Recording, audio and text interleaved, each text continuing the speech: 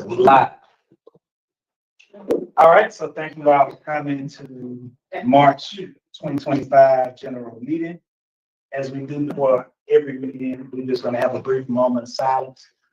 Out of respect for everyone's religion, we no longer to do the typical Christian prayer before every meeting because we do have members of our branches of the Islam faith or Muslim faith, and we do have members of our branch of the Jewish faith. So out of respect for all those different religions and probably many others that I haven't named, we're just gonna have a brief moment of silence and then we'll get started.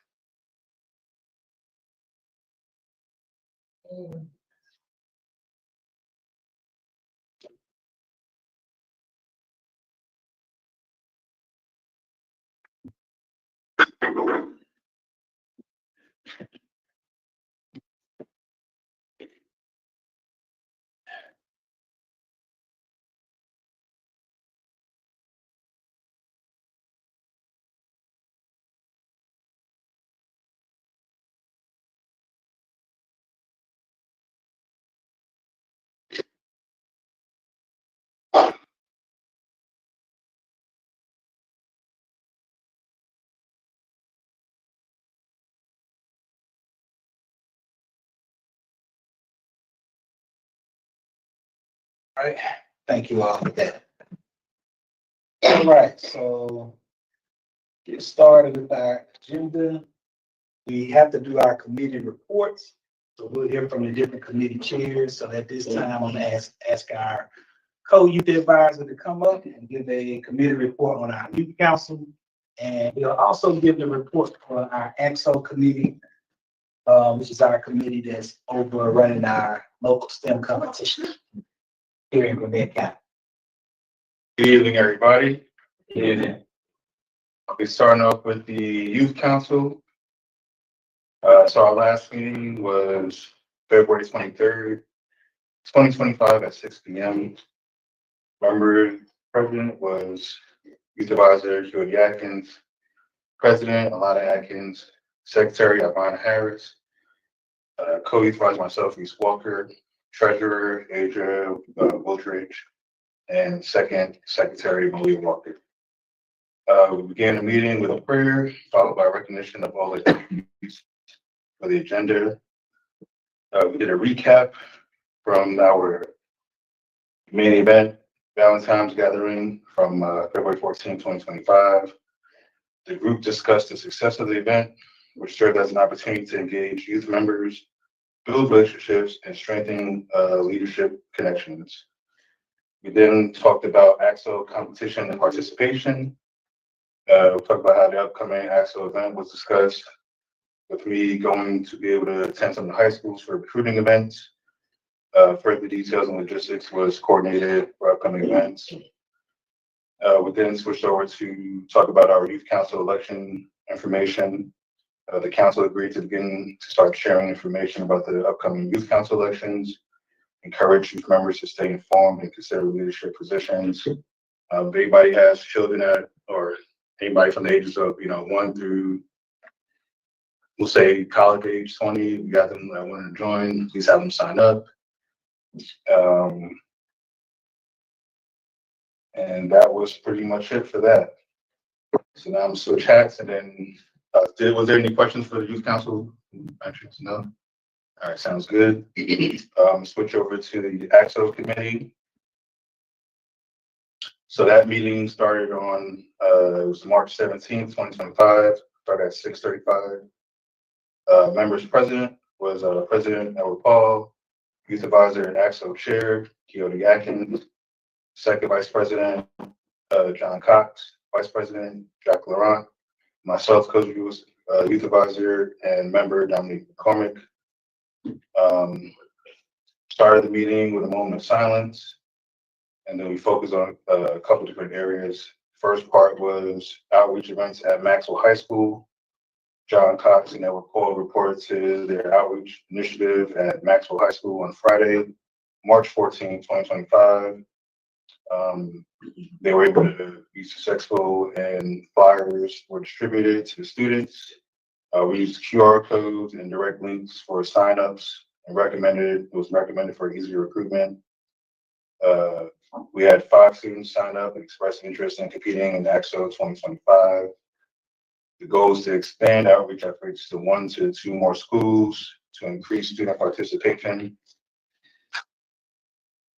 Other recruitment expansions to business schools, we're looking at committee reach additional schools, including we're going to reach Secular High School, Paul Duke STEM High School, and then the Gwinnett School of Mathematics, Science, and Technologies. People that are going to visit the school. So we have Dominique McCormick. She's going to go on Wednesday, March 19th, 2025.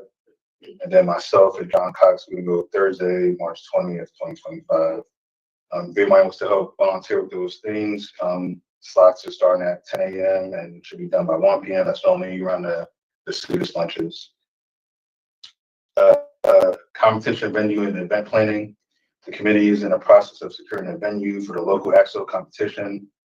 The ideal location is going to be a high school with competitions planned one on the last 2 Saturdays in April. Venue availability is being explored and confirmations will be finalized in upcoming meetings. We switched over to budget planning and fundraising needs. Dr. Ron informed the committee that the state will provide some financial subsidies to support AXO operations. However, the committee must organize fundraisers to cover additional costs. Budget will be developed and discussed at the next general meeting. Some updates we learned was that the committee was informed that the new state AXO chair was appointed in early March 2025. Further details on their strategic direction will be shared in upcoming meetings. And then one of the last points we talked about was next steps in recruitment strategy. Our report emphasized the needs to increase recruitment efforts to gauge actual participation numbers before the competition dates. Focus on finalizing outreach events and efforts, continuing refining the events and logistics budget. And that's all we had. Is there any questions for that? All right, well, I'm done here.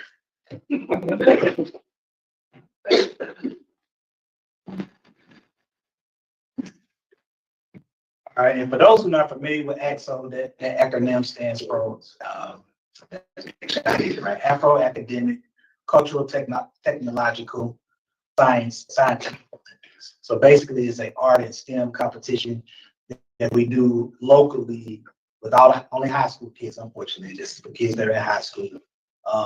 They do different kinds. This competition can range anywhere from science to math to engineering, to singing to dancing. It could be a wide range of competition. The committee, the way they wanted to put that program together was we wanted to let the students choose which competitions they're interested in participating in.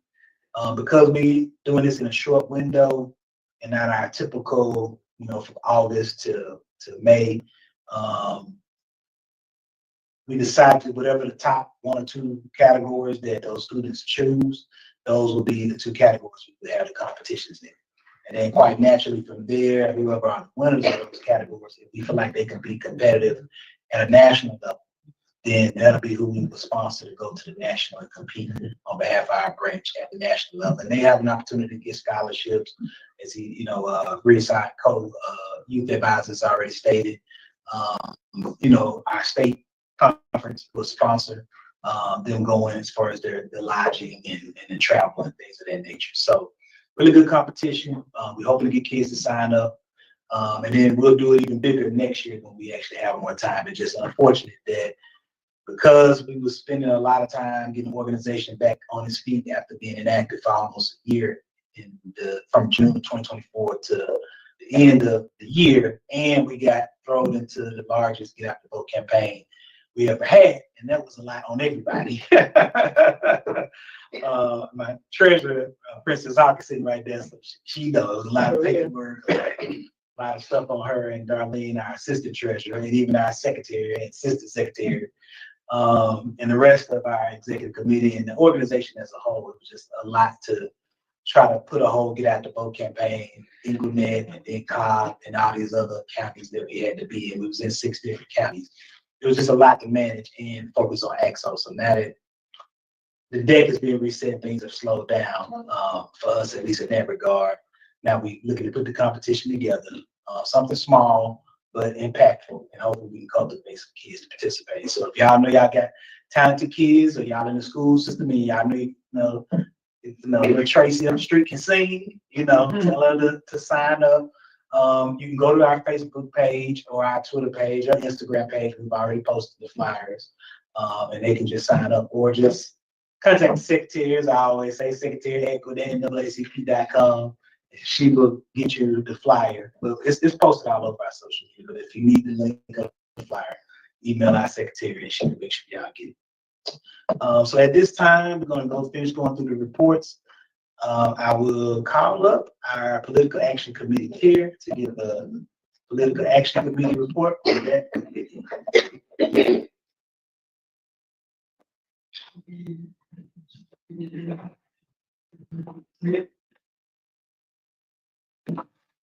Hey everybody, how you doing?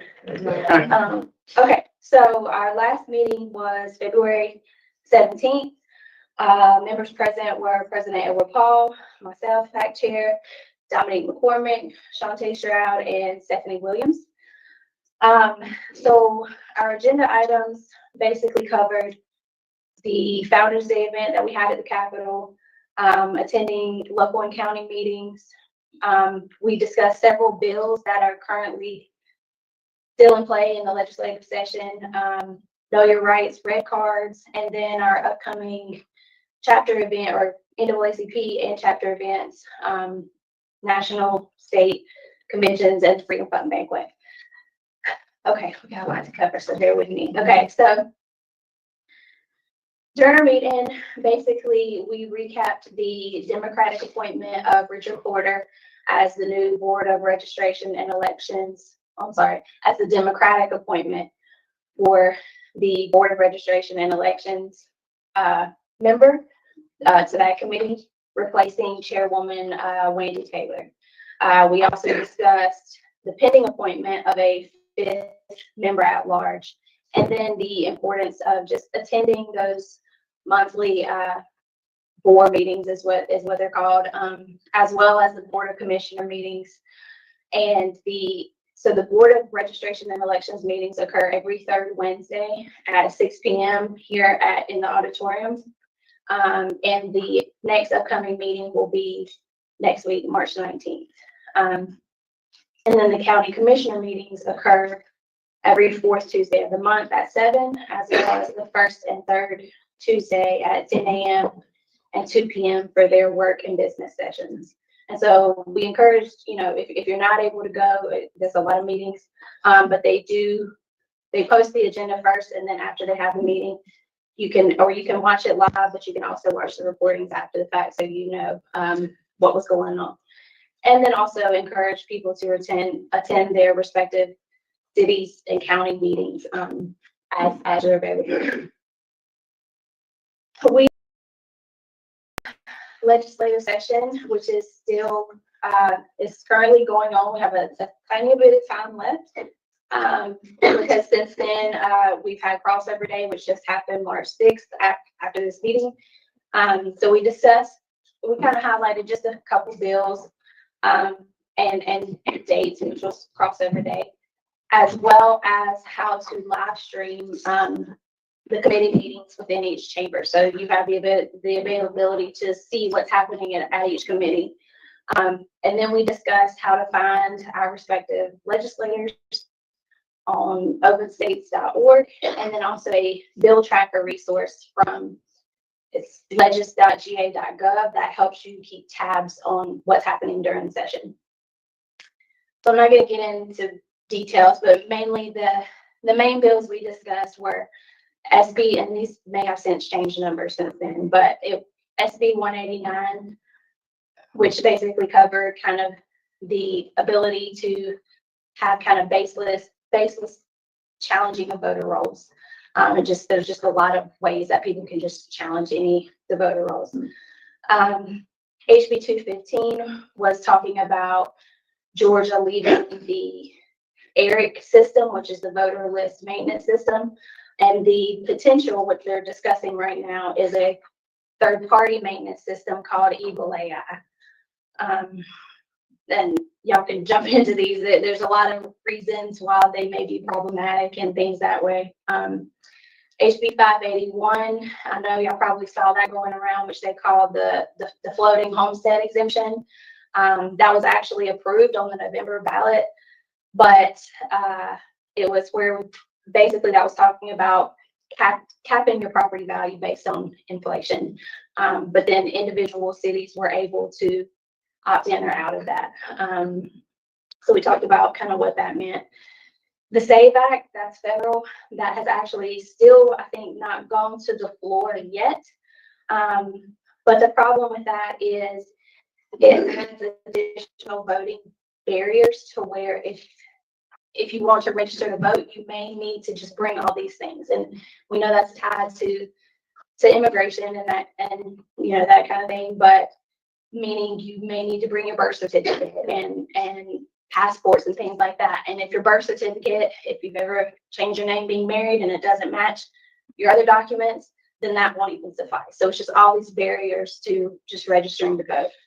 And then Mr. President's favorite, our tort bill, SB 6869. I encourage you all that is still happening. There's a lot to read. It's very dense. But basically, those two bills within that, there's about 10 changes within those two bills. So talking about it mainly, it's hard to cap that one, but kind of really being in favor of insurance companies and limiting, you know, personal injury and medical damages that you can acquire. And when you get to a tight spot, I guess it gets really dense. And then basically we concluded the discussion of all of that after our meeting with Galeo. We talked about being able to print your own Know Your Rights red cards. I think there's like 40 different languages. You can go to the website and print those out and have them at your disposal. Future voter registration drives in some of our area high schools. And then a couple of members of our committee attending the upcoming Run As You Are training in April, hosted by Vote Run Lead. Ms. Dominique will be there, so that's exciting. And so our next meeting will be Monday, April 21st at 8. So that's it. If anybody have any questions, please don't ask me. It's a lot, but some of these, the thing is that during legislative session, even though now that some of those bills may have crossover, not crossover, they didn't cross over, the thing is you can adjust the language to where it shows up in another bill. So just because it looks one way originally and didn't happen doesn't mean it can't show back up again. So that's why we gotta keep tabs on it all the time. Thank you.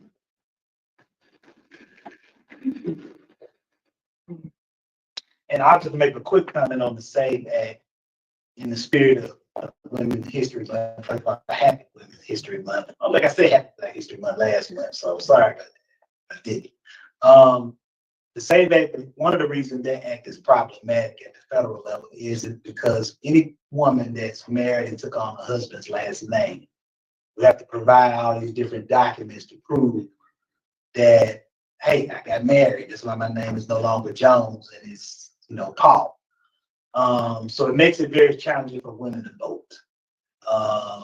Because most marriages, most customs, at least in the United States, is the wife drops her main name and takes it on. I know it's now it's hyphenated. It's more popular now, even though that was also been in the past as well, but it's been more popular now. But it just adds an extra burden for women to be able to vote. So quite naturally, as an organization, we both at the local level and national, we're against that because we don't want any additional burdens. We've got men, women, up. So that's why it's problematic. The tort bill, which our political action committee chair Ellie Walker referenced, that particular bill is a bill that pretty much protects corporations and insurance companies from paying liability if you get injured in a car accident, or if there's, hospitals or negligence, like with a loved one. It caps how much you can sue them for damages. So quite naturally, that's problematic because again, those things can be used for people to do nefarious things and really not pay much of a price to get through it. I know it's something the governor is threatening to challenge Republican elected officials if they don't support it. Again, we can challenge Republican elected officials too. So you need to keep that in mind. It ain't just him that can pour money into it. At the end of the day, money don't, dollar bills don't vote, people vote. So people can challenge those elected officials as well if they support that bill. So you just have to be mindful of that. That being said, to move on with our committee reports. At this time, I'll let our illustrious first vice president and free fund lead chair come up and give this report on the free fund. And moving things along.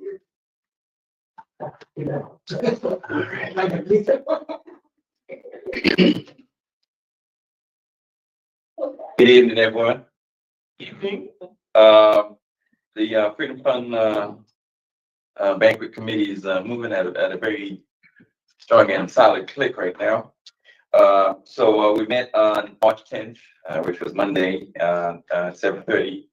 And we had President Tracy Fox, Francis Hawkins, Stephanie Williams, President Paul, and then Tyler. So we all met and had a discussion on a variety of things and made decisions. So for the logistics and planning for the Freedom Fund Banquet, the venue has been locked in and paid for. So we're all set. The date is for September 20th from 6 to 10 p.m.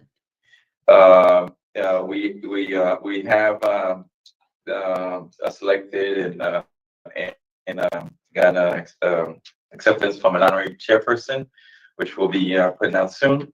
We have a save the date flyer. Who's seen the save the date flyer? We got 1, 2, 3, 5, 6. We gotta get more hands up. Come on, people. Something's wrong with the process. Okay, let's see shuffle that. But we have a save the date flyer out, so everybody knows September 20th, outside of family, there for something really urgent. We're looking forward to seeing you there. Okay. So we have a name for the community banquet, and I guess we want to get that voted tonight, right? So if you know anything about the history, for those who may not know the history of the Gwinnett NAACP, we got chartered in 1972 for the first time to be organized as a unit back in April 10, 1972. And since then, we've had different iterations, but one name kept standing out time after time. I've been with the unit for the last 10 years, but been involved with it off and on for the last 16, 17 years. And every time, it's like, man, we remember the days back and so-and-so was president. And so as such, to honor him, because he was president when we lost him, and we never had an opportunity to honor him. I see you shaking your head. You know who we're talking about? Yes. There you go. So Reverend John Stewart was the president for the Gwinnett NAACP from 2003 to 2007. And 2006.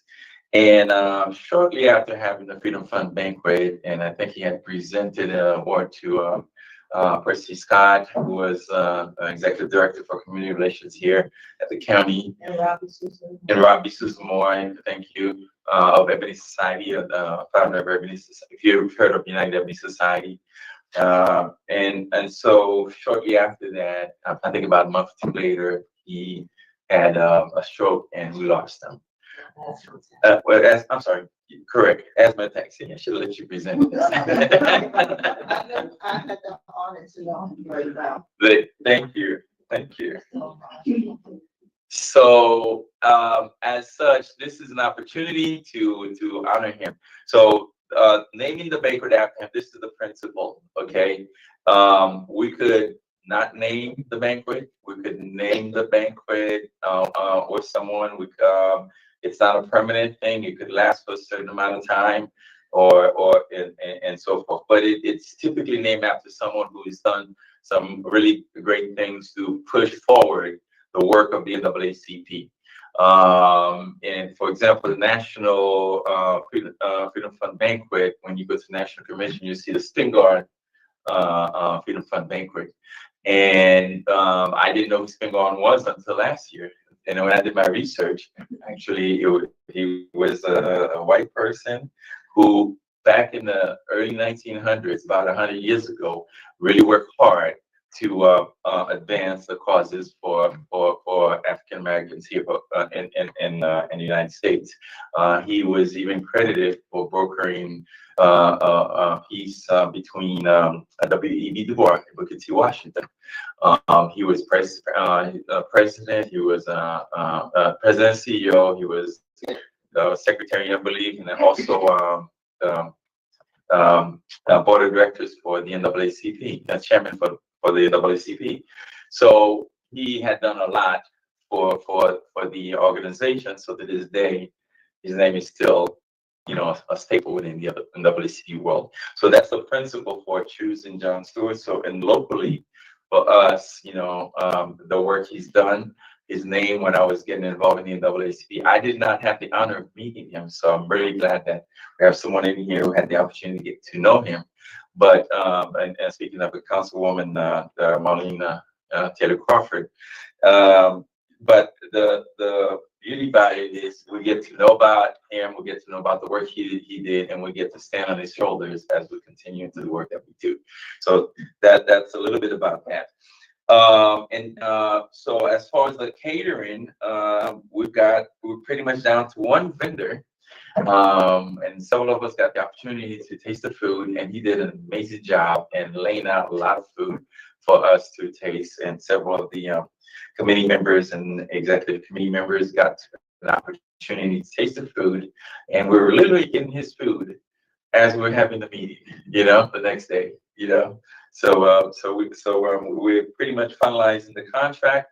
So, and then we also voted the theme, which we presented before you. The theme that we voted on is elegance for cars. Okay, so those are the things that I'm presenting to you today, and that's my report. So do we put these things to order? Huh? Yes. So, any questions on the report? I have a question. Sure. Who was the first president of the Gwinnett branch? Was it Reverend Kendall? Did you ever find out that information? I'm really curious to know. Our president has been working with National to get all the presidents that we had, and he's been pushing to get all that information because we really want to highlight that, and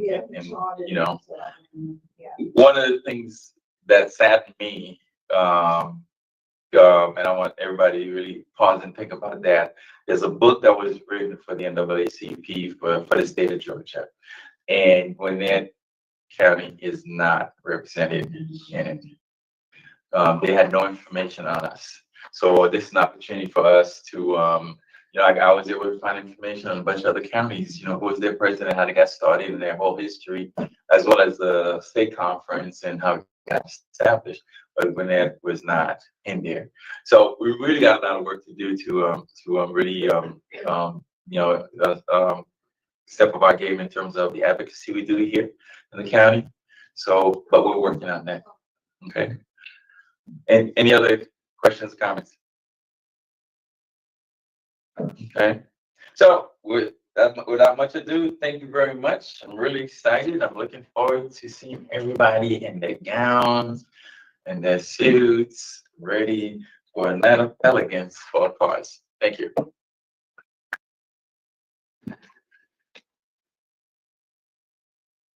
All right. Thank you to our first vice president and Food Fund chair and state treasurer for presenting that report. So in the absence of a few of our committee chairs that are not here due to other obligations, work obligations, and things of that nature, I'm going to run through their reports as quickly as I can. So I'll start with legal redress. The Legal Redress Committee meets, last meeting was on March the 7th, 2025. The chair of the committee is our attorney, Daryl Mans.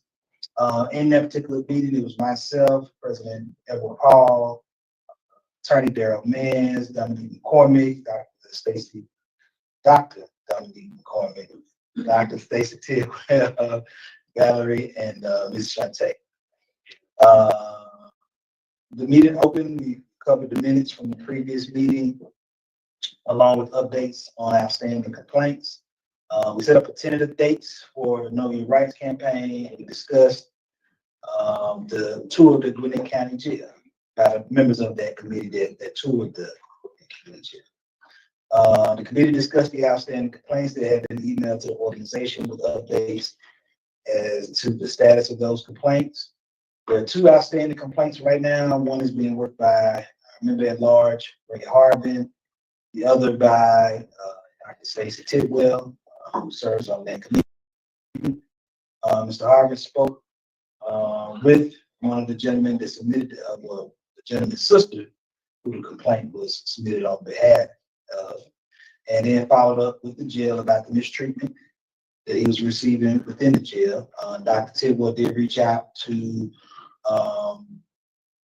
a complaint that involved GCPS, administrator GCPS, and still waiting on that person to return a call, although I can give a brief update. That person did return a call, so eventually they're going to set up a meeting to discuss that complaint. That complaint did involve allegedly principal breaking the leg of a parent student that was in the school system. And so we, quite naturally, what we do with these complaints, we're looking into finding out what all happens and if there's any video evidence to that, and then we'll proceed from there. So that's what that complaint about. The one about the jail, that involved a young man who said he was being harassed by one of the deputies inside of the sheriff's office, as well as he had issue with his whole arrest. And we, again, looking into both complaints. The committee agreed to look into holding a Know Your Rights campaign with a tentative date set sometime in August. The committee will solicit law enforcement involvement and help.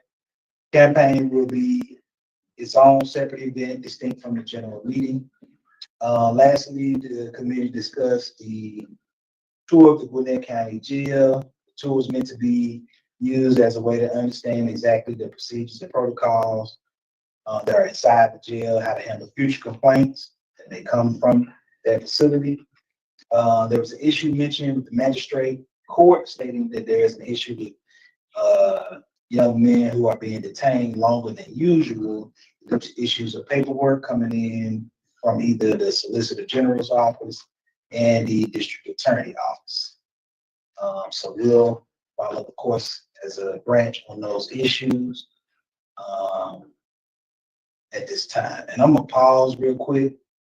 So somebody put a question in the chat that I got a message about. Before I finish out this report, so I'm gonna go back to John. Well, I'll answer it for them. So somebody asked a question in the chat, what kind of help is needed for the Freedom Fund banquet? As far as the banquet is concerned, we have not solicited volunteers yet, but if you're on our mail list, there will be a volunteer list that will go out to get people to sign up and volunteer. Right, and our next meeting will be tackling the different subcommittees we'll have. Okay. So at that time, we'll definitely be looking for volunteers to take part.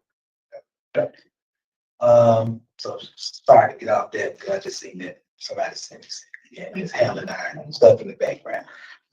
Any questions on the legal redress report? Okay. We'll move on to the membership committee.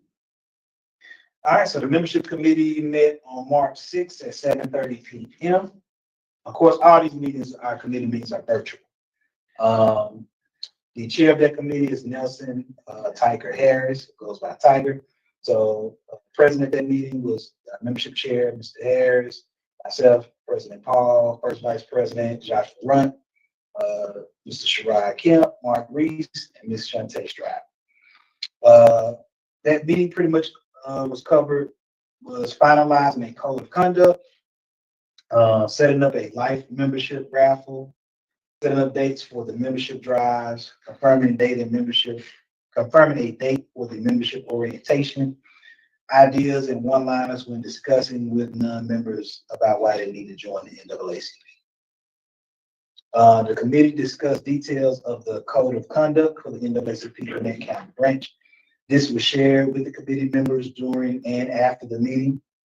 The committee finalized the life membership raffle prizes. The membership committee will launch by April 1st, which will be retroactive to any life members that signed up under life membership January 1st, 2025. Adult life membership. You'll be automatically entered into that raffle. So if you signed up between January 1st and now, you'll be automatically sent a raffle ticket to participate in that raffle. Part of the prizes that were discussed and voted on were for first place in the raffle will win a laptop. Second place will win a $100 voucher to a Black restaurant called Flavor Rich. I know some people, I see some people that did that. A $50 gift, and also the second place will win also a $50 gift card to AMC Theater. So it'll be like a dinner in the movie type situation. Third place will they voted on to purchase a $80 to $100 voucher with Paint and Twist as far as like a date night activity. But you can go. I think they do got activities during the day as well. But I think that's, for those who are not familiar with Paint and Twist, this is like a place where you can go if you married or got a girlfriend or boyfriend, whatever the case may be. Y'all can go and paint, do all different types of girl night, yeah. Oh, girl night, yeah. You want to take a girl out there? You ain't gotta get in a relationship, yeah. And then let's see. Talked about that. Oh, back to the raffle. So as part of the raffle, it does apply, as I say, to new and existing members. To existing members who may upgrade from a regular adult membership, which is $30. If you upgrade to a life membership, which I think the lowest life membership we have is starts at $75. It's 10 payments of $75. Once you pay it off, then your membership, you got to pay no more dues in terms of membership. You don't have to pay the whole thing. We're not asking for that. Just that one payment will get you a raffle, or to be in the contest.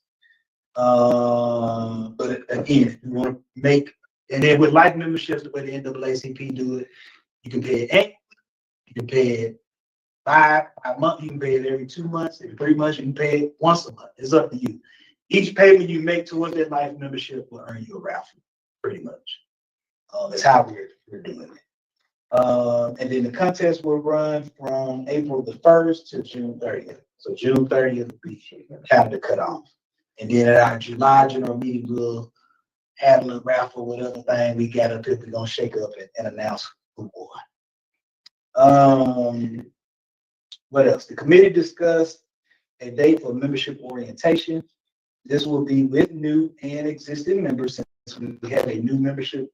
So we have a new leadership team, and we'll give all members an opportunity to get to know the officers and the committee chairs. This is also a chance to educate members on the current standing committees, the bylaws, and the NAACP Constitution. The date was agreed upon to move it to Saturday, either March 22nd or 29th.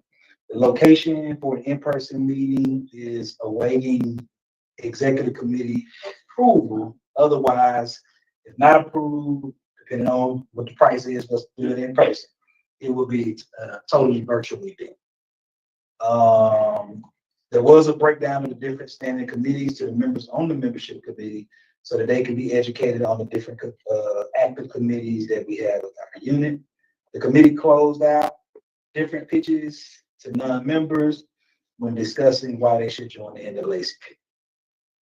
Finally, a motion was given by Sherrod to accept a new code of conduct as part of our local bylaws that all NAACP Gwinnett County branch members should abide by. The motion was seconded by myself, President Paul. Motion was voted unanimous by the membership committee, and of course, it awaits ratification either tonight or at the executive, or executive committee approval. A motion was also given by myself to move the membership orientation to March 22nd or March 29th. Motion was seconded by Marcus. Approved unanimous by the committee, and again, awaiting general membership or executive committee approval. That ends the report for the membership committee. Any questions? Can we change that date? It's next week. We haven't. Well, that's why we gave it 2 days. I think it's based on the conversation the chair had, it's like it's gonna be more like the 29th. That's still so soon. You don't have time to promote it to people. Well, they say it's gonna be for members only, so it's not gonna be. Yeah, we've let the members know this date. We've let the members know these 2 dates to hold. 29th is like it's gonna be the date, so if y'all watching, 29th is the date that's more likely when it's gonna happen.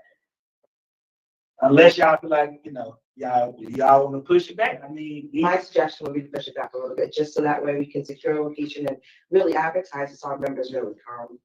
Okay, so y'all, so That's here's the reason why I think the committee wanted to do it on the 29th. So next month in April, we have our Founders Day. So they wanted to use the March 29th date as a way to, of course, educate people about the organization and then get them to come to the in-person Founders Day in April. So would it be, and this is the thing we kind of went back and forth in the meetings with the different members on the committee, because I personally wanted to make it a virtual event, because again, now you ain't got to make plans to be somewhere. You just pull up your laptop, telephone, and be there. So would it be more prudent, given that they want to do it before the Founders Day as a luncheon pad to get people to show up to Founders Day in April, which we're going to do at our general meeting?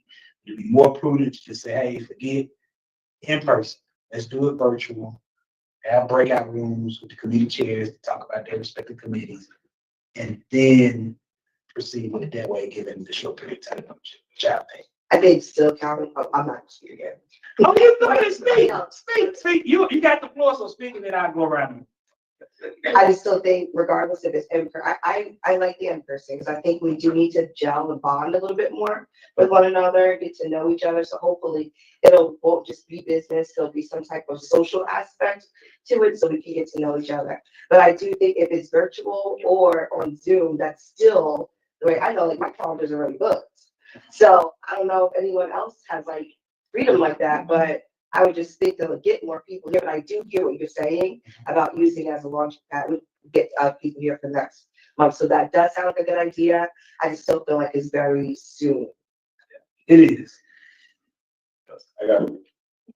So I was, So whoever. Shanika then Reese. Can we do hybrid? And you just watch it? It is gonna be hybrid. I was told it still will be. it will be a virtual.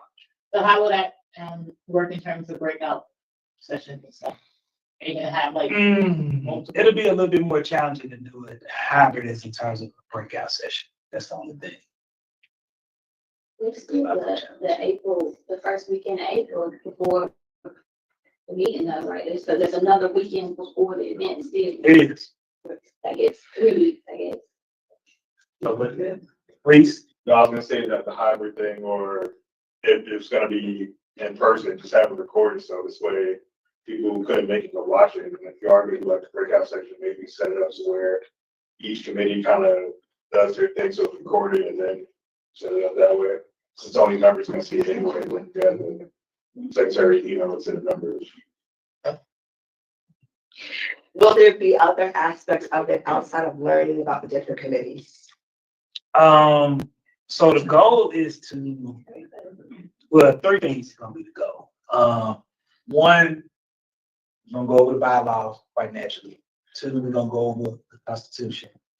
We're gonna go over the new code of conduct that the membership committee has voted on. And again, I think I sent it to you to send out to the members, and we'll get that. So the secretary, make sure that's our secretary. Those who don't know, this should be Linda. So She's the backbone of our organization, her and Shanika, our assistant secretary. Raise your hand, Shanika, so you know. They're the backbone of our organization. But saying all that to say, yeah, the goal is to more or less to educate people about the branch, about the different officers, introduce yourself, Princess, our treasurer, is up front here. Darlene, our assistant treasurer, our second vice president, John Cox. We have 16, I think I got the number right, 16 people that make up our executive committee. So we'll give everybody an opportunity to meet those people, ask them questions, any questions that want to be asked about it, and then have the committee chairs interact with whatever particular committee people are interested in participating in. You know, have some conversation with those committee chairs, especially if it's in person. That sounds like a Zoom. Zoom together? Okay. If we're not doing stuff to like organic, like inorganically bond and like icebreaker queen, once you get to like know. Add those things. Then I would say just Zoom and record it because we can always use that to go forward. Okay. Well, I was just gonna speak as a new member. Okay. What's your name? I think Belinda Terry. Thank you. Number one, I'm happy to hear that you are doing that because I think I've been a member for maybe about a couple of weeks. So just trying to figure out what's going on, and all the different committees. I'm getting a better understanding now as I'm sitting here, but I think that's a great idea to do. Or to have that new members meeting. The 29th is early, my calendar is booked. It depends on like what time of day that we're talking about. Do you know what type of day we're talking about? You go with that. That's it. I know if it's gonna be on a Saturday, I wanna say.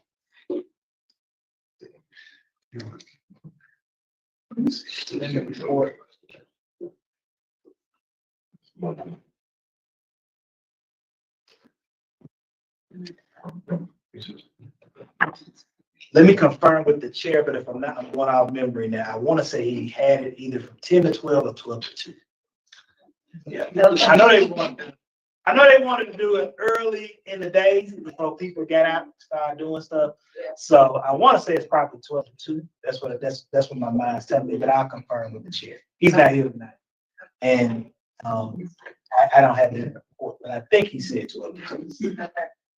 But we'll get it confirmed and get it out. Okay. So anybody else or did you have anything else to add? I mean, I would like it to be in person. I mean, just to, like you said, get to know the committee members and just to, I like the Icebreakers, right?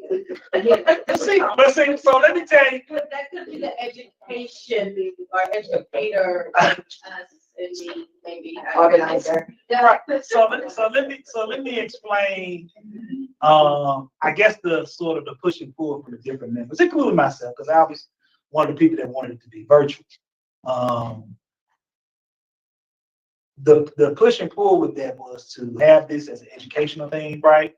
And then it's like, hey, everybody come to the Founders Day general meeting, because our general meeting is consistent. Every second Thursday, 7 o'clock. We meet here or either in the auditorium. So, and which we'll discuss that in a minute, but have that be some of the things you talk about. Whatever we want to plan to put together for general meeting, that general meeting. Of course, we'll have cake, balloons, because it's our Founders Day, all that good stuff. And that could be the time where now y'all can meet officers in person. So yeah, we did the educational stuff. You know about the organization, you know about the different committees, the time they meet virtually, when our general meetings are, different education about how bylaws and all that good stuff, code of conduct. And then the general meeting in April, which would be our Founders Day. Hey, now this is the opportunity to come out and meet the different officers and have this. So that's kind of was the vision of initially why myself and maybe a couple others on the committee was pushing to make it virtual. So what do y'all think? I mean, y'all still feel like it should be virtual, keep it in person? What y'all do? Move the date thing? How y'all want to have it? What's the Founders Day date? It'll be April 10th. Oh, our regular meeting. our regular, yes. Okay, good. I mean, it fits with my schedule. I know I'm not the only one. I mean, I can do the virtual on the 29th and then, Founder's Day. I can be here. Okay, what do y'all? Yes, comments about it? So are we saying we want to make it, make this strictly virtual and save all the in-person stuff and ideas we want to do in person for Founder's Day? What do we think? I think that, yeah, for the short notice. Okay. And then we can record it and archive it and send it out to the members as a. Okay, Yeah. so get a motion from the floor to change it. I make a motion.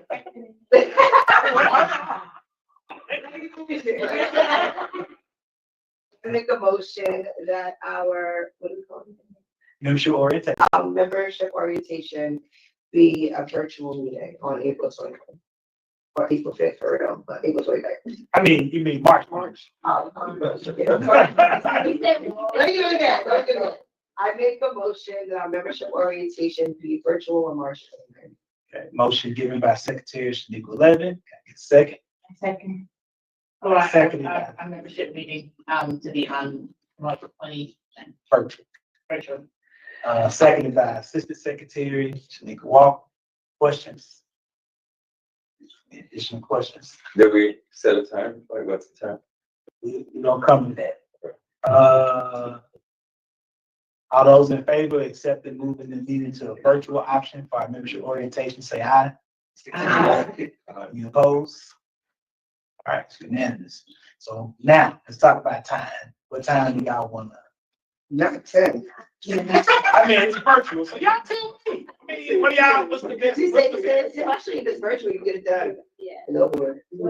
11 a.m.? 12 o'clock? So what's happening within that, like, first hour, the like handout type stuff, and then the second hour, like committee type stuff, or what? Yeah, the first hour will probably be more education on the bylaws, constitution, and the code of conduct. The second hour will probably be breakout rooms with the different committee chairs. Anybody that, whatever committee you're interested in, you go in there, breakout room for education, for legal redress, for EXO, for health committee, et cetera, et cetera. And then everybody, will probably spend about maybe 20, 30 minutes with the chairs, come back, and then we'll close that. Can people go back and forth and break out rooms? Yeah. I should do.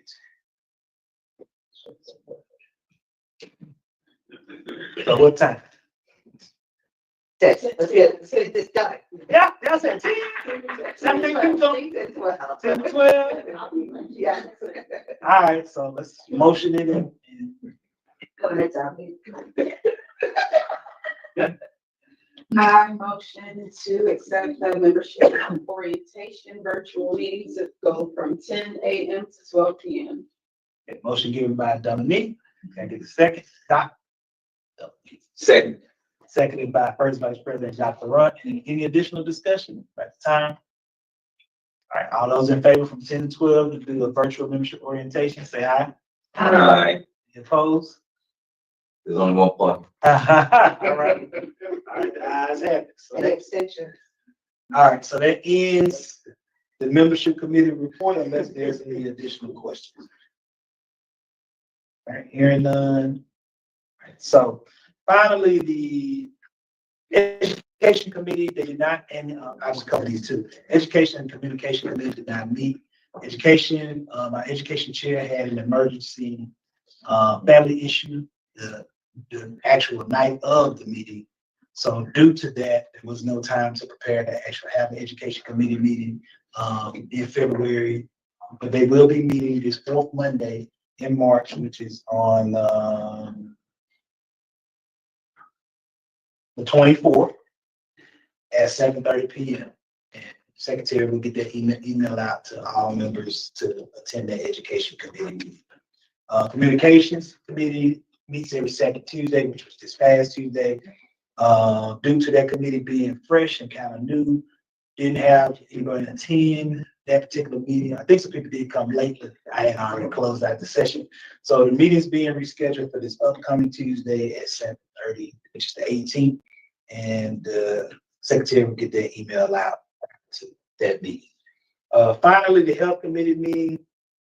I don't have the actual report from my committee chair, who's been, I know, swamped this week with work. But what I will do is go through some of the things that was covered in that meeting. So in that particular meeting, we discussed some of the health statistics. And this is just physical health right now that the committee will be focused on. And these statistics came from GNR. For those who don't know, Gwinnett Health Department is merged with Gwinnett, Rockdale County, and Newton County. So that's what those acronyms stand for: Gwinnett, Newton, Rockdale. Myself and Health Committee Chair Gamel DeWeese met with Dr. Lynn Paxton, who was the interim director of GNR, and we met with Mr. Andre Castro, who was the community outreach person for GNR. So they did share some different statistics with us that I'll go through right now that were alarming, but the committee will be doing some advocacy work towards. Some of those statistics were in Gwinnett County, in the Black community, the cancer death rate for colon cancer for Black people in Gwinnett County was at 21.6% versus the state average. And again, the state average is just strictly Black people. It was at 13.4. Prostate cancer was at 11.5 versus 8.5 at the state. And pancreatic cancer was at 13.3 versus the state average 10.5. High blood pressure. What's the mistake? Don't have any people there. High blood pressure was at 17.1% in Gwinnett County versus the state average among Black people statewide was 10.1. Diabetes was at 36.8 versus state average among Black people is at 22.7. Strokes was at 49.1 versus 42.9. Alzheimer's disease or the death rate of Black people that die of Alzheimer's was at 52.8 versus the state in Gwinnett County. And all these statistics comparing local to state versus Black people statewide was at 38.9. So that was infant mortality 8.5 versus 7.1. Low birth rate 12.9 versus 10%. And this one was quite alarming given the fact that there are a lot of, I think the average I was told among the Black community in Gwinnett County, as far as average income was like around 70,000. But food insecurity was at 16% versus the state average was 13.1. So the committee has committed to attacking some of the larger numbers. And again, high blood pressure, diabetes, stroke, all those kind of are very similar and in line with kind of the same thing. So if you focus on one, the other numbers should come in line. But the committee has committed to focusing on the high blood pressure, diabetes, colon cancer, Alzheimer's disease, and then we're going to do some more investigation on food insecurity and try to figure out, where is that, what part of the county is experiencing that, because that was kind of high to see that in the Black community it was trending higher in Gwinnett than it was in the state. So those are the statistics. I think I skipped STD. The two STDs that we were hired in Gwinnett County, then the state were chlamydia and gonorrhea. The averages are higher in Gwinnett County than they are among the Black community statewide. So the committee has committed to focusing on all these issues. So just look for the health committee to do virtual and in-person events. And we're going to try to, hopefully get with some of our health experts in the community to try to get some experts in these different categories to come in and speak to what we can do as a community to resolve some of these issues. Speak to what can be done from a legislative perspective to fix some of these issues so that we can have a holistic approach. The health committee meets every fourth Thursday of the month at 7:30 p.m. And, the next meeting, we're probably gonna meet with GNR again in the next couple of weeks, and that meeting will be focused on more mental health. So that is the report for the health committee. As far as the, financial report, since we are at a public forum, we don't give out the financial report, at least not at the general meeting, when we public like this. But if you want a copy of the financial report, and you're a member, please email secretary@gwinnett.naacp.com. She will verify your membership. Once that's verified, she will contact the treasurer to send you a copy of the financial report per the bylaws. So that ends, I think I covered here all our committees, and that ends all our reports. So can I get a motion to accept all our committee reports? I motion, Oh, go ahead. I nominate McCormick motion to accept all of our committee reports. All right, so all committee reports to be accepted, and with the exception, except for the finance report. Except for finance. All right, can I get a second? Seconded by Political Action Committee Chair Ellie Walker. Any questions by any report? All right, so all those in favor of accepting our committee report, say aye. Any opposed? All right, ayes have it. All right.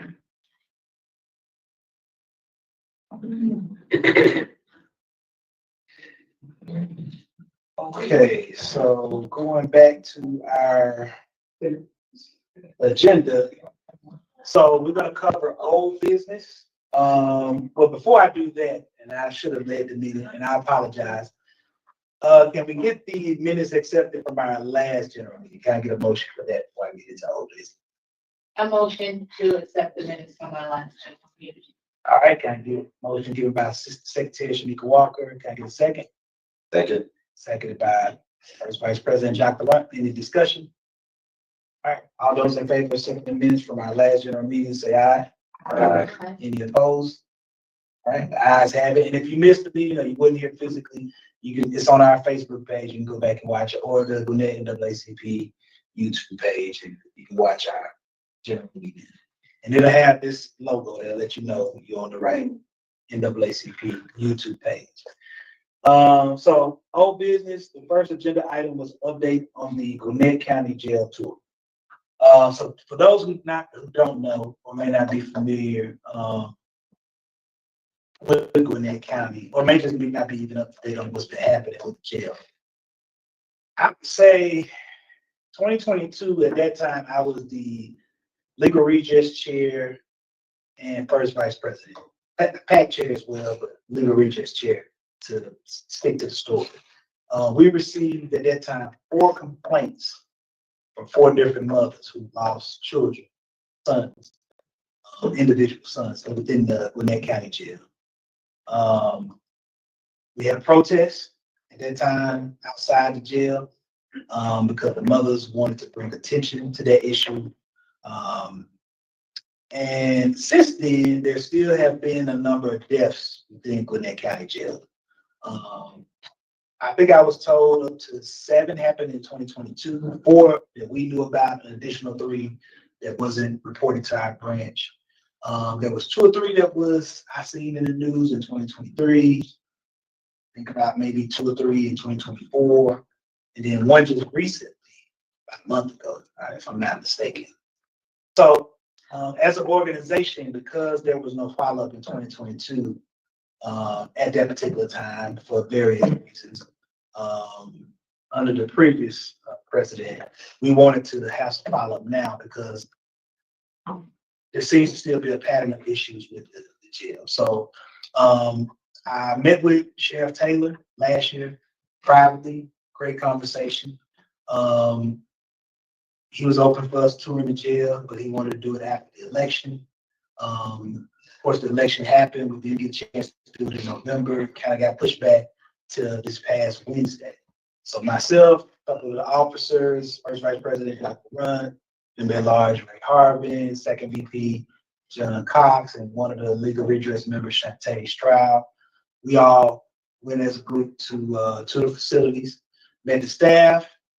It was very cool, showed us around, got an understanding about the different processes of the jail. And the goal was to pretty much get an understanding of the process of when we get these complaints, we can see, where the gaps are. Some of the things, and I think it was mentioned in the legal redress report that we were told, at least by some of the magistrate judges that work in the jail.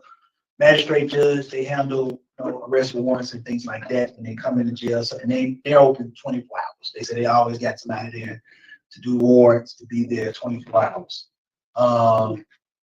They were concerned, the magistrate judges raised concern with the solicitor office and DA office, being a little bit slow with paperwork, which is leading to what misdemeanors, who typically should be in jail for maybe 2 or 3 days, being behind bars 2 to 3 weeks for minor offenses. And that's kind of keeping the jail clogged and logged. So they raised some concerns about that. We learned they have a new medical staff, first class healthcare, which eventually we'll get around to meeting them. Got a chance to learn about the young men who are behind bars, breakfast and lunchtime. They typically get breakfast around 4 something in the morning, lunch around 10. And that's just because, again, they're trying to get them through court, right? So most of the time they're going through court, so they feed them soup so that the rest of the day can be, getting them through whatever court proceedings they got to go through throughout the day. We learned that the medical staff is on site 24 hours. They do have a disciplinary unit.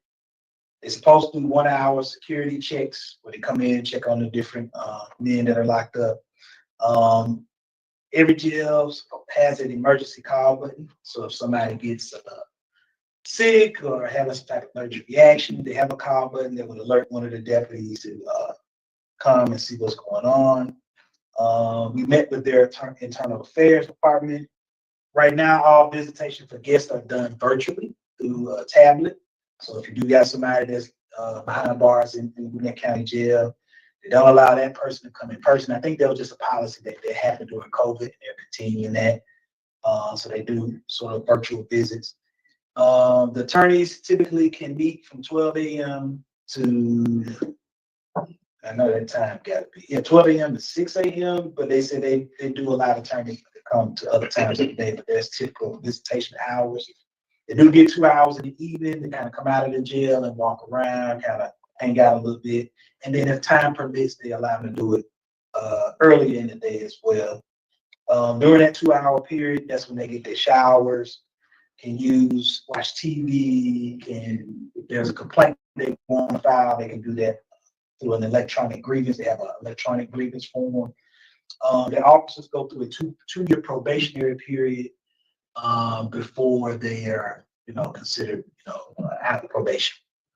So those are just some notes that I took from when we visited.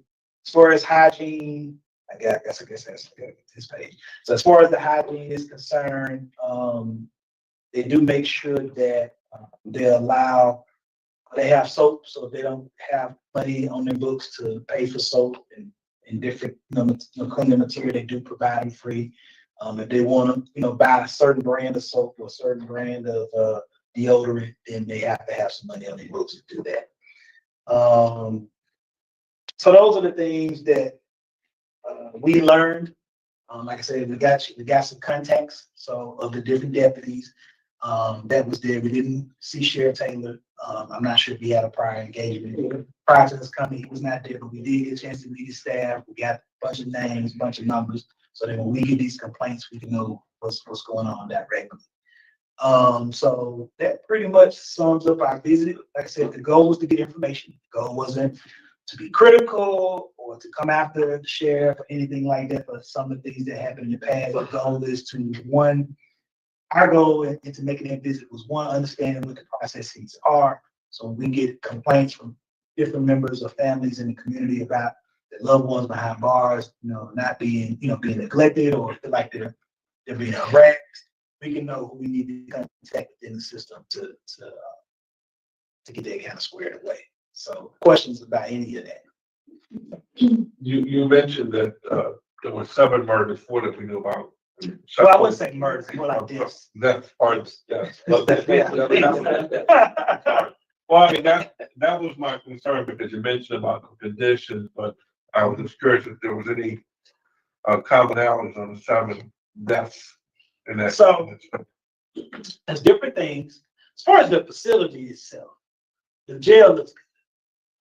We haven't toured, we was told to go tour Clayton and Fulton, and myself and Jock, our first VP, had to explain to them like, hey, we go with that county NAACP, not Fulton, not Clayton. I get what they were saying, like, hey, look at all these other jails and these are worse conditions.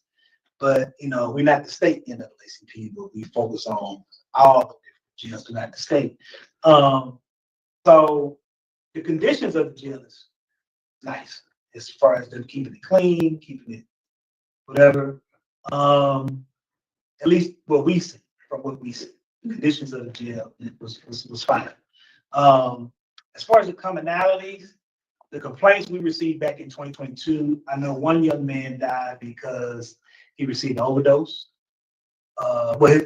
He snorted some type of cocaine or some type of powdery substance that was laced with fentanyl. So he died of an overdose. The deputy that was accused of distributing that was fired and terminated. Still got question how I got in there because again, that's one person. I don't think you can smuggle that from everybody yourself. But that person was terminated. The other young man that died, and even the most recent one that I seen that happened this year in 2025, it seems like due to medical neglect. Person has some type of injury or some type of illness. They're not being seen. Nobody's checking on them, and then days later they die. So that's why we wanted to learn what is the process. Your word, not mine. So again, that's why we wanted to learn the process. If if an inmate is having some type of chest pain, whatever, what's the process? And that's when we learned they do have an emergency call, but the deputy that's on duty that's outside the jail that are kind of monitoring different young men that are behind bars, is their responsibility to check on them when their call light is going off. I did ask, is there if that deputy is not responding, does somebody above them see, hey, there's a call light that's been blinking for 10 minutes. Call down to the deputy, hey, person in cell block C45, that light been blinking for 10 minutes. Did you check on them? What's going on? I didn't get a clear answer in terms of whether they have a process above the process that goes beyond the deputy. I really didn't get a straight answer. Jock, Ray, y'all can comment. Did we get a clear answer on that? Definitely did not. I told there's a control room that I guess can monitor and see certain things, but I didn't get a straight answer on, hey, if this light been blinking for 30 minutes and the deputy's not responding, does it go to somebody that's above them that sees it's been blinking for the last 10 or 15 minutes and calls down to the deputy and say, hey, you need to go to C55 because that light been on for 10 minutes and I don't see where you went in and digging it. So that's something we'll have to follow up on, probably when we meet with the sheriff. I met with the sheriff, one-on-one, just to kind of a meet and greet last year. Members of the executive committee wants to have a meeting with him as a committee. So same people that went to do the walk now wants to have some conversation with Sheriff Taylor one-on-one. See as an organization what we can do to get this problem, because we need to get it fixed because people are dying. It's been pretty consistent. At least, and I'm not saying again, it's all Sheriff Taylor's fault. He only been there for 4 years and this is his first term.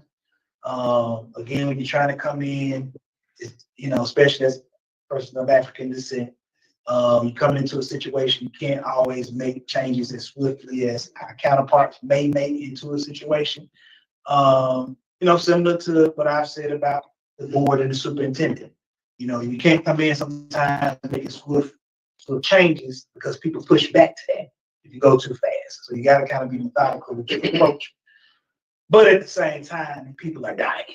So, we have to do something to address it. It's been consistent, each year, as far as I know, dating back to as early as 2022, when the first group of young men. There were 8 since 2021 total.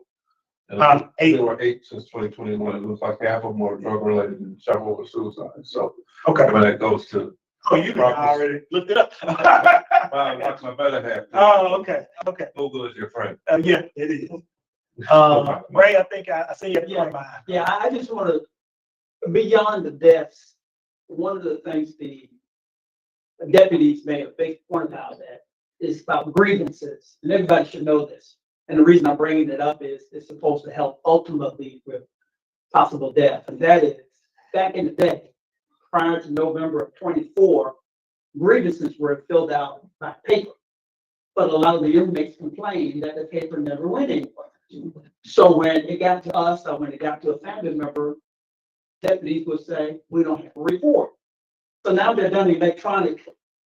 So if family members know that a grievance is done electronically, and they visit them electronically, visit the inmate electronically, and he or she complains, family members can remind them, you need to do an electronic grievance.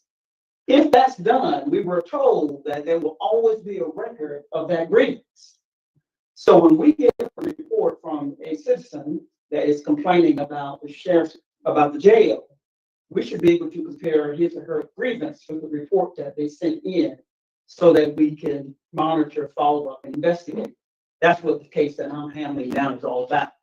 Where that helps is if this inmate is in the jail, he's being abused or neglected or whatnot, and family members is aware, maybe we don't get the death because the grievance was completed early, the complaint comes in early, somebody investigates outside of the jail personnel. So I just want you to know that. We're hoping that we're going to be submitting a report for the grievance report, electronic one on the case that I have, and maybe in a future meeting, if we ever get our hands on it. I was told by a train we might have to go through the what's it called when you want? FOIA, The Freedom of Information. Freedom of Information Act to get it. We haven't gotten to that point yet. I have already verbally requested it. They're looking into it. They're going to get back to me. But I wanted you to hear that in case you've never heard of it before. There's a piece of information, there's a takeaway for all of us to know. Grievances are done electronically, and hopefully that will help with curtailing some of the future problems and deaths. Any other questions around that? Yes. Oh. Did they have any discussion regarding the women inmates, and then did you have any discussion about that, some of the concerns, because they're not necessarily going to be the same? So I just want to know, did they compare any of that? They did not. I mean, most of the complaints we got, I know that we've been getting over the years, it has come from the men. I haven't seen it, but that don't mean I'm not saying that the women don't have any concerns either. We just haven't. Nobody's reached out to us to say, hey, I got my mom's or my auntie or my cousin or my niece, they're in jail and they're having this issue. A lot of the complaints have came from the men. And I want to say all of the deaths are men. I haven't seen any women deaths that have happened. If I missed it, hold it to my head and my heart. I just have not seen that in the news. That don't mean it ain't happening. That don't mean it ain't no problem. But that's why we're here. If they're, again, from what everybody I've talked to, inside the organization, outside the organization, in and around jail system, says that it's not because Sheriff Taylor doesn't care. It's like he's a good dude, cares about the community. He don't even call them inmates. I think he uses resident. I think is the word that he uses. So I'm like, well, what's the disconnect? And that's what we're trying to find out. And I've heard different things. Some people say it's because she's short-staffed. There's not enough staff to really cover the people that's there. It could have something to do with, hey, we got people that's on misdemeanors that need to be out of here. And that's clogging the jail from being able for people to be able to pay attention to people that may have more serious offenses. I don't know, but I know we're going to have to take a holistic approach. Met with sheriff, when we met with the staff, we're going to meet with the sheriff again. We do plan on meeting with the DA and the General Solicitor Office It's not the first time I've heard paperwork being a little slow out of those offices, but to then hear that from a judges, one, that, you know, since, because again, we've had change.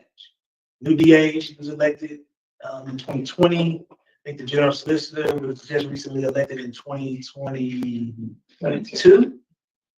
So it's been some change.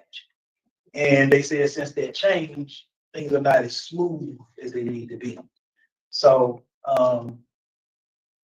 thing around all of this is we're gonna have to get comfortable as an organization and as holding our elected officials accountable that look like us. We hold them accountable. A lot of times when they look like us, we, you know, don't want to ruffle any feathers because, you know, we do have a relationship with them and we want to support them, and that's fine. But when things are happening that's harming the community, we have to do that work. I can't let the fact that I like you or I think you're a good person get in the way of being an elected official. You're still beholden to voters, you're still beholden to stakeholders, the community at large. And so when things are happening on your watch that may be harmful, we have to say something. The way I operate is I try to handle things behind closed doors with not only myself, but the rest of the members on the executive committee who may, whatever role they play, be involved in that process. But if the behind closed doors conversation are not getting through and things are not changing, or you're hesitant to change or they're stubborn, then I'm happy to say something public because you ain't moving in a direction. The problem is still the problem and things are still happening. So we just got to get comfortable with that because the county's changing, and I ain't gonna talk about nobody else's county. I ain't gonna go there, but we don't want Gwinnett to turn into some of these counties where, again, crime is high, people are dying in jail, facilities are falling apart, school system is falling apart because we have this consistent turnover with leadership. Year after every couple of years, we changing, you know, gears on who's running the school system. Crime is high. We don't want it to fall apart just because the leadership has changed. We want to maintain that, but part of the process is being comfortable, holding people that look like us accountable and have these tough conversations on what, you know, this is a problem, this is what's happening, what can we do to fix it, how can we help? That's my, how can we help as an organization, help you to get some of these issues solved? Policy issue, you need help hiring folks, we need to work with y'all and let people know that they can come and what our incentives we get from being law enforcement. What is it? What do we need to do to help get whatever issue is solved? And that's the angle we're gonna come from. Any other questions about the tool? All right, now I'm gonna move on. So upcoming events, the Malcolm X event. Malcolm X it'll be his 100th birthday, May 19th. So we're partnering with the United Ebonist Society along with other Divine Now organizations to do a 100-year celebration of Malcolm X. That is scheduled to take place on May 17th, which is a Saturday from 1 p.m. to 3 p.m. Location is still to be determined. The speaker is still to be determined. But I know it is going to be an indoor event from what we've discussed. And it's just going to be a time to educate people on Malcolm, some of his teachings, and just learn. And I want to do eventually when MLK circles back around to whatever event or organization we be involved with Martin Luther King, I definitely want to make sure that trying to be kind to the people that do this. Okay. I want to make sure that we're just not leaving Dr. King with I have a dream, because Dr. King was much deeper than that. And so with Malcolm coming up, and since he hasn't been sanitized in the same way, unfortunately, Dr. King has, we want to use that event as an event to educate people on Malcolm's teaching, because again, a lot of things he said and talked about in the past are still relevant today. And that'll be the luncheon pad for when we do an MLK event in the future with any organization. We talk about Martin, we want to go beyond I have a dream, because Martin Luther King has much more depth. I mean, the man wrote, I think, 4 or 5 books for his assassination. So we definitely got more things to talk about when it comes to Dr. King, but we want to use Malcolm X as a first event to kind of highlight, you know, his life, his Pan-Africanism in terms of wanting to bring African people together from all parts of the world, not just here in the United States, working with other groups, non-African groups, to try to create a better society. So, but that event will be from 1 to 3 on Saturday, and then we have, and the reason we picked that, and I know it's a lot of graduations and stuff happening, but that's the only day where I think only college is having a graduation is Morris Brown. Spelman's actually on the 18th. So, What that whole weekend? yeah, it's the same weekend. Yeah, Spelman, Morehouse. Yeah, I got the dates because I wrote it down. Spelman, Morehouse, they're on the 18th. Morris Brown and Clark is on the 18th. Morris Brown was the only one that was on the 17th, so we couldn't avoid them all. But so hopefully we get a really good turnout for that event to celebrate his life and his 100th birthday. The next event will be June 10th, which will take place on June 21st, which is a Saturday. That'll be from 3 to 7:30 p.m. There will also be a partnership with the United Ebony Society. So come out, it'll be a great celebration. United Ebony Society, for those who are not familiar, they normally do 3 big, huge events each year. MLK, Juneteenth, and what's the third one? I'm missing, Jack. It's 3. MLK, Juneteenth. Oh, and their banquet. Their banquet. So definitely come out for Juneteenth. It'll be open to the public. If you'd like to be a vendor for the event, we'll get information out. If you got a business or something you want to promote, then we'll get information out how you can be a vendor for that Juneteenth event. But they normally do a real big event, typically at Rose Jordan Park, and that's where it's going to be at this year. In Rose Jordan, right up the street, right here off Highway 124 or Scenic Highway. So big event, definitely come out for that. I think. Oh, so moving on. Any questions about any of those events? Okay. Moving on to the conventions. So we do have the National Convention, which will take place July the 12th through 16th, which is a Saturday. It'll be in Charlotte, North Carolina. So as many members that want to make the trip, please go. We want you to represent our unit. We do plan on going. Hopefully we can, send you with the NAACP shirts to go to represent us while you're down there. We'll at some point have to eventually pick delegates. And the secretary, will solicit to the membership anybody that wants to represent our branches. Delegates are people who go down and they participate in all the bylaw conversation, changes, resolutions, vote on different things. So certain activities you got to be at throughout that 4 days that we're going to be down there from the 12th to the 16th. So again, but even if you just want to go and be an observer, definitely please go. We'll get more information out about hotel fees and the registration fees to go. We'll get the secretary will get that information out to you shortly. Right now, they're not allowing us to buy or purchase anything until April.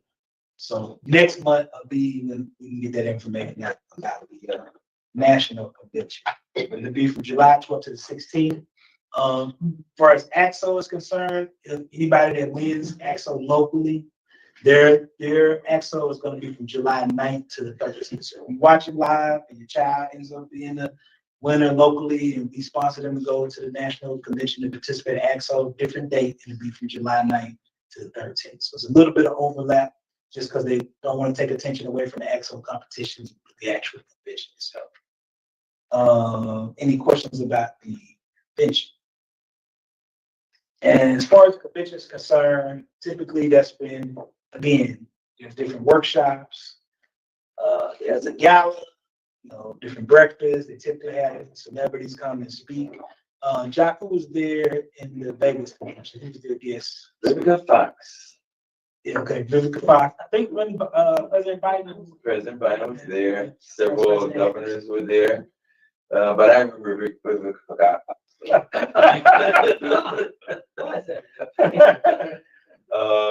Yeah, the Maryland governor was there, the Michigan, governor was there. Several senators and congressmen, so it was pretty loaded. But the most impressive part for me outside of Vivica Fox was the AXO, competition. It was awesome. It was awesome watching all these kids. It was almost, they were like, I mean, it was almost, they were actually on stage, and showing the very best of us. So, so it was exciting. Yeah, Jock represented our branch at the Vegas convention. So hopefully, like I said, we can definitely send all 6 delegates and then hopefully get a bunch of members to make that trip, that drive to Charlotte, to be there to participate. So should be a great time. If you can't make it to the national convention, there will be a state convention in Augusta, Georgia. That'll be in October, and the dates for that is October the 9th through the 11th. So again, if you can't make it to national, if Augusta's a little bit easier trip, definitely come out to our state convention. Again, similar to the national, you'll be voting on state officers. If you're a delegate for our branch, you'll get a chance to, cast votes for, for state president, state secretary, state treasurer, as well as submit any resolutions for state. Yeah, again, there's our state treasurer. He'll be running for re-election, and of course, first vice president. So that'll be the state convention. As far as more information on that, that probably won't come out till the summer. And then, like I said, next month in April, we'll get information out from about the national convention. Questions by any of the conventions that are upcoming? All right. No. So moving on now to new business. So those of you who may or may not know, we do have a NAACP Board of Education survey. So for those not familiar with the situation, I kind of bring everybody up to speed. Recently, the Gwinnett County School Board voted to remove first African American superintendent in the Gwinnett GCPS history, Dr. Watts, without cause. A lot of backlash from people in our community, people in the white community, people in the Hispanic community about why this was happening. Because for all intents and purposes, all our research, our education chair was not with us tonight. He was at a training with GCPD, just learning a little bit more about how their system works with Gwinnett County Police Department. So he'll be doing that for this meeting and next, and then he'll be back. But from all our information that we gathered, school systems moving in the right direction academically. A lot of the predominantly Black and Hispanic schools are, in one place when he first got there, already been elevated. A lot of Title I schools were winning awards and were under the Blue Ribbon, which I think a Blue Ribbon Award is given to like the top schools in Georgia. So I think Gwinnett has 2 Title I schools that was part of that. So we just wanted to know an idea what was going on. We tried to meet with different board members privately to have conversation around what was going on with the school system, and didn't really get anywhere with those private conversations last year. And then fast forward to this year, they removed the superintendent without cause. They had a Monday meeting, emergency meeting, which myself, different officers of the branch, different Divine Nine groups showed up to figure out what's going on. After that Monday meeting, they ultimately didn't make a decision after we waited, about maybe an hour and a half. And it was probably about maybe 60 to 75 people that showed up. When they brought us back in, the board walked out after the meeting. No meet and greet with the voters. No, thank y'all for coming. We know y'all was in there for an hour and a half. Nothing. They just walked out. One of them upset, and we didn't get an answer.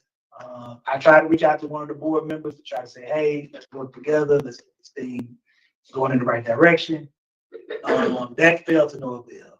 You know, there's a video out there with me, you know, kind of being on the TikTok with the board that's on our Facebook page now. That was out of frustration because they called another emergency meeting Friday after I just talked to that board member about let's kind of put some things together and let's kind of figure out how we can move forward. And we met with their representative on Thursday. We still got no tea leaves on why, you know, they was wanting to remove the superintendent. And we pretty much took from the meeting that, okay, this is a personal thing. This is not anything to do with policies, not anything to do with whether he's doing a good job. And I won't divulge what was told to us in that meeting, why it was personal. But what I will say, it had nothing to do. We left the meeting with their spokesperson to a person, basically saying, okay, this was, you know, kind of like a get back type situation. So Friday happened, or removed the superintendent, and then fast forward to now, you know, I met with the executive committee because we still was receiving phone calls and emails from members of the branch asking, what are we gonna do? You know, I talked to one guy, you know, on our office line, like, man, even part of the board, and then we can do. So what the education chair came up with, at least not to put the superintendent back in his position, what the education chair wanted to do is like, hey, let's do a survey, see how the community feels about the decision, give them opportunity to weigh in on this decision, since they didn't have input prior to the superintendent's removal. There was no public forum open or any of that. So we got a survey out. It's on our Facebook page. I'm gonna pull up the bit.ly link of that meeting. I mean, of that flyer, so I can know the exact web link to put out there. But the web link is bit.ly/NAACP GCPS survey. So there's bit.ly/NAACP GCPS survey. You go to that site, you should see a survey where you can fill out and just put on there how you feel about the decision. Your name, if you decide to put your name, any contact information, phone number, email, none of that will be shared. Only the results of the overall results of the survey will be shared once the goal is to get at least 1,000 voters to go in and take the survey. That's our goal. And this survey, I think some people thought it was just for members of the community, everybody. You know, so it ain't just for members. If you're a Gwinnett County voter, you're a registered voter, we want you to give your opinion on how did it make you feel. Just answer the survey, honestly, because we want real feedback. We don't ever do anything because there was talk among certain members to do a petition to recall members on the board that made that decision. My thing is that's going to require a lot of work on our organization to do that. And we don't want to just do that. We'd rather get feedback from the community on what y'all want us to do. If you feel like it's worth that, then we'll take out the time and effort it's going to take to do that. Otherwise, if most people say, hey, we didn't like it, but we don't feel like it's worth doing all that, then, hey, we'll move on. But it goes back to something I said before, because I know there's some things floating out there on social media, like we're attacking them because they're women. You know, some of the things I heard privately, and I met with their spokesperson, that has nothing to do with it.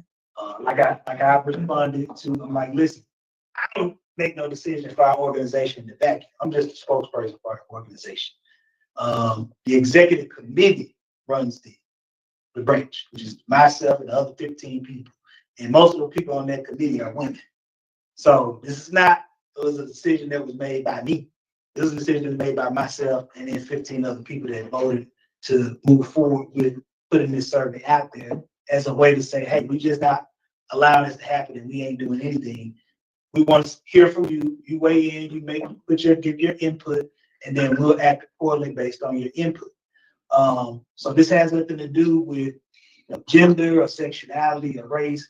Again, it could have been 3 white men and a white woman superintendent. It could have been 3 gay men and a transgender superintendent. the person's identity, sexuality, race, it doesn't matter. We're about right and wrong. And it goes back to what I said before. We have to get comfortable of holding our elected officials accountable, even when they look like us, because we're in a county where the demographics has changed, and all the elected officials gonna probably either be Black or Hispanic or Asian. Mostly gonna be Black though, because Black people, the way we vote, are gonna continue to build political power here locally. So we got to get comfortable with that. I know Black people from the Caribbean and from the continent are comfortable with that because all their government leadership is Black. Black people in America is a little bit different because we've experienced, we're not the majority here, only 13-14% of the population. So we're used to seeing white people in leadership, and I get it. It's kind of like the old joke I heard on the podcast one day when one of my favorite people, Bomani Jones, used to be at ESPN, talking about his dad never criticized Black quarterbacks, even when they were soccer. It's like, now we got one in there, so we can't criticize them.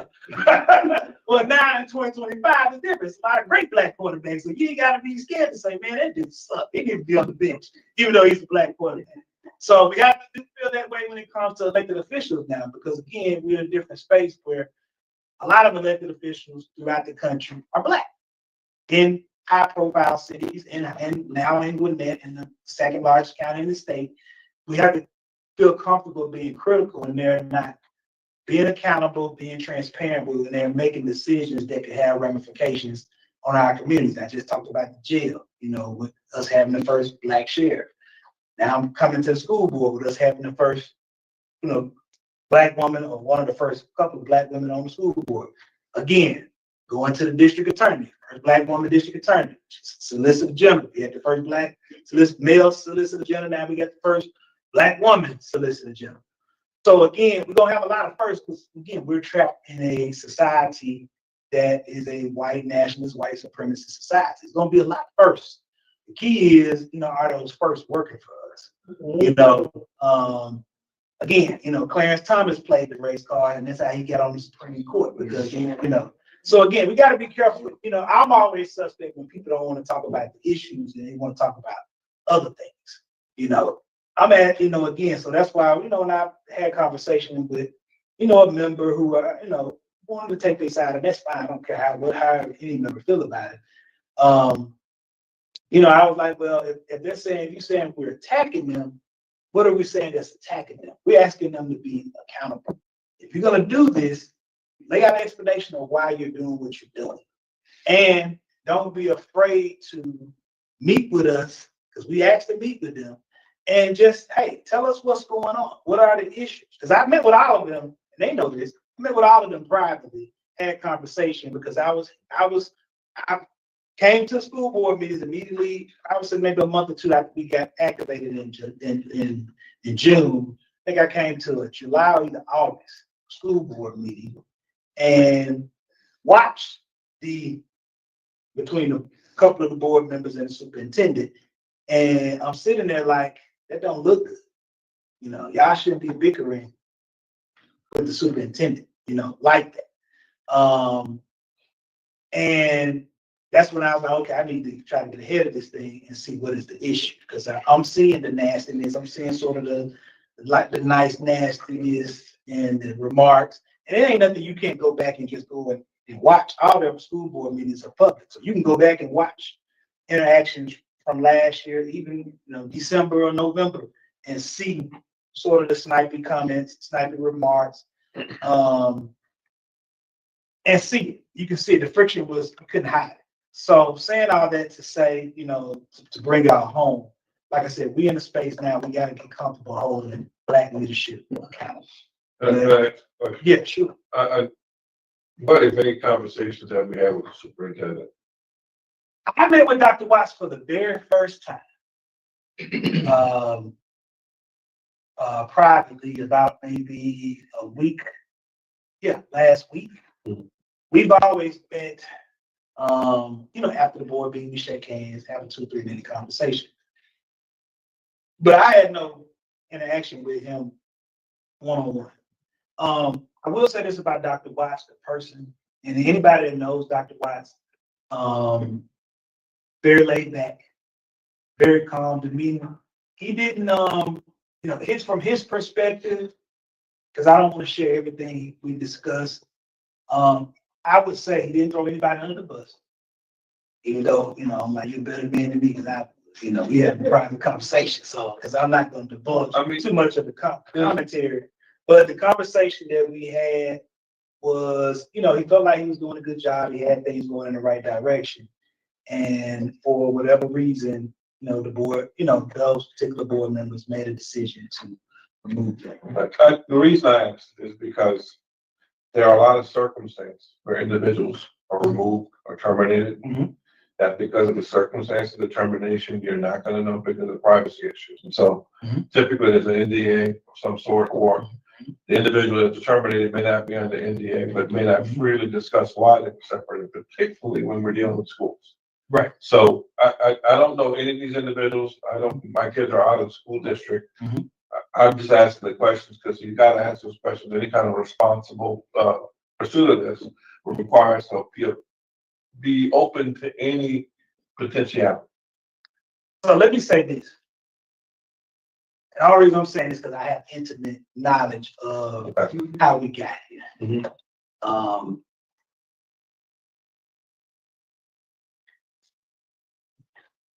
Dr. Watson has been a problem for the people that made this decision, at least the central person that's behind it. It's been a problem with that person since maybe about a year after he became a member. What people don't know is the person that I replaced as president of our branch has a problem with the superintendent. That person and that board member are very close friends.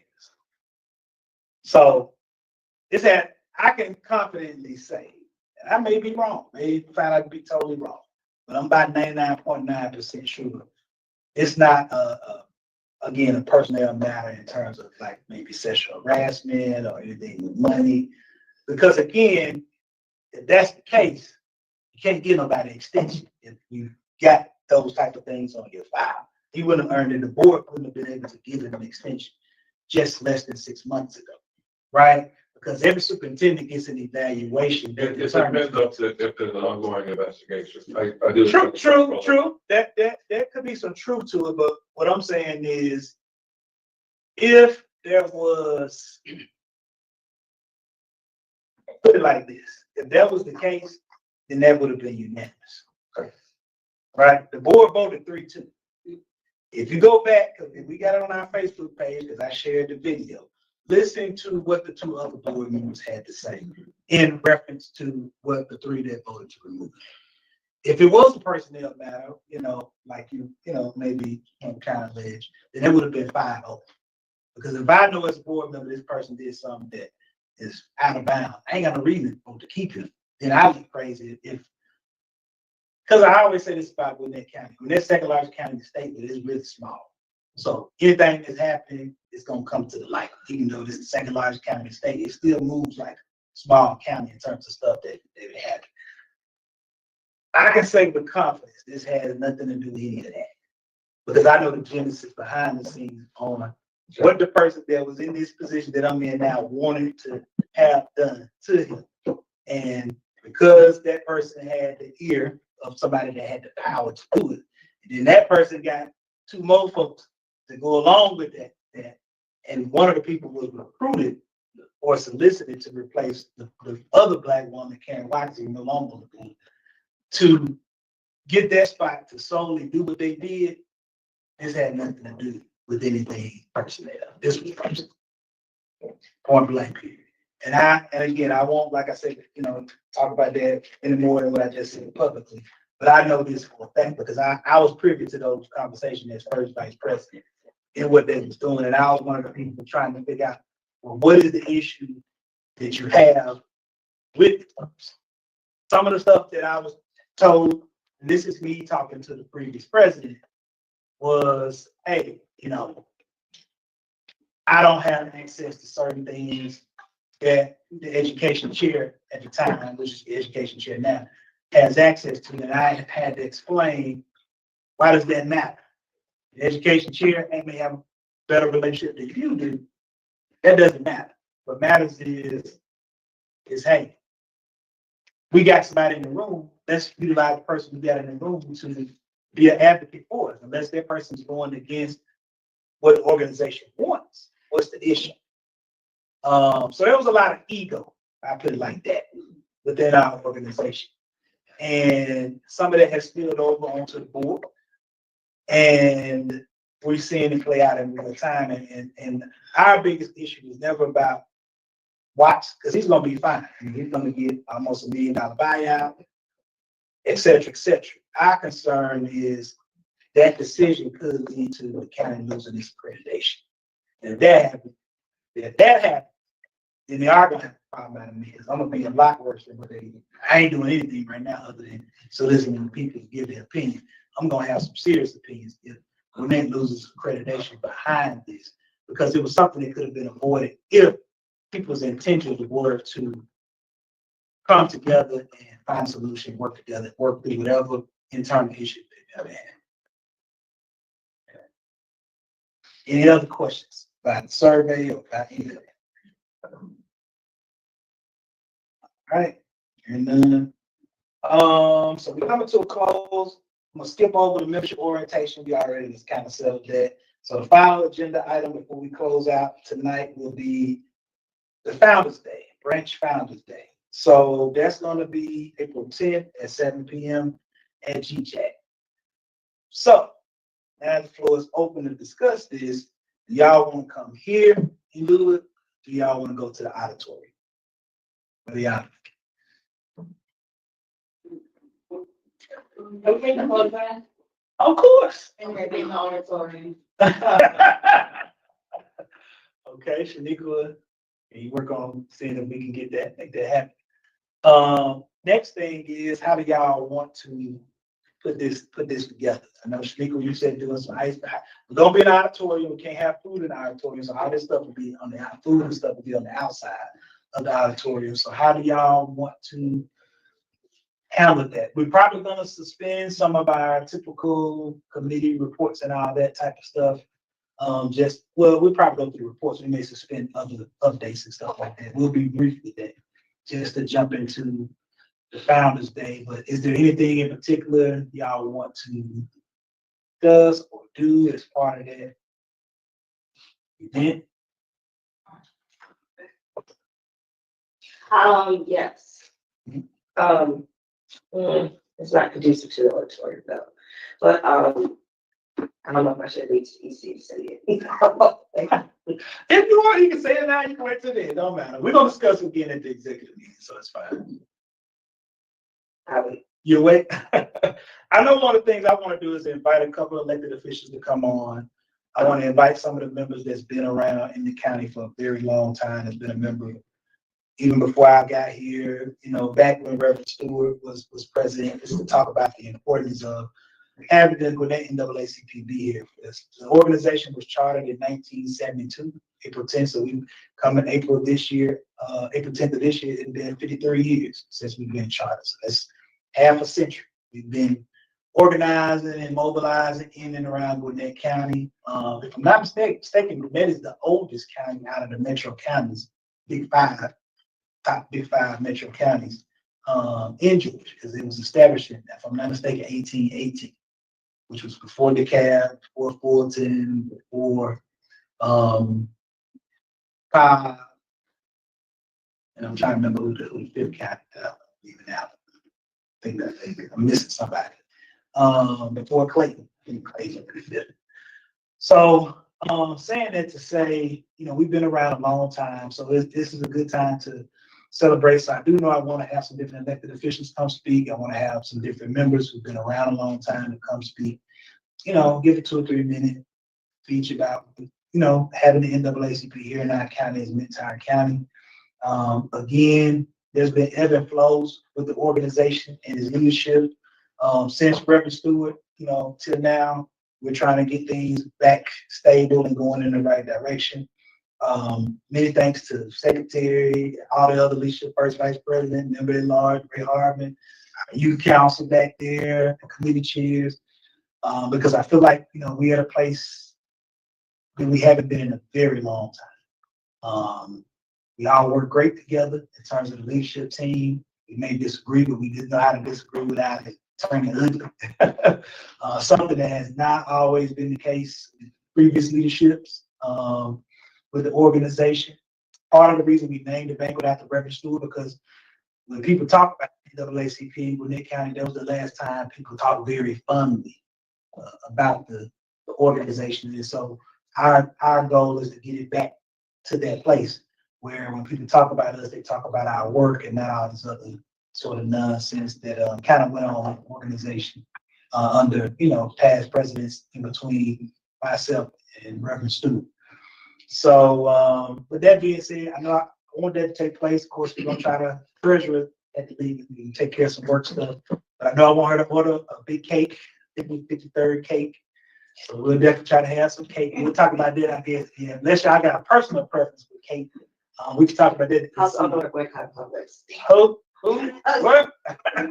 What'd you say, Shanika? I was like, yeah, Publix is so good, but we're boycotting Publix. Oh, okay. Okay. We'll find a cake. We'll find. Hopefully we can find something. That's what it is. But I know we want to have, we're going to have cake. We want to celebrate it. So we want to rock it out. We want to have some balloons, at least on the outside. It's only so much we can bring in the auditorium. Can we bring balloons in the auditorium? Shanique will find that. Hopefully we can. We can. Okay. But we'll celebrate it. We'll try to have, we got all this equipment at our storage facility. So we're going to bring some of that here and try to have a big, whatever you call it, stanchion to Gwinnett so people can take pictures on. So definitely come out for this. Two ideas I had, was a World Cafe. World Cafe, like you have different topics. The tables, so I say private book auditorium, at tables, and people go around to the different tables adding suggestions and ideas. That way we can identify what folks want us to advocate for. What are issues that are most pressing to them that they would want to get involved in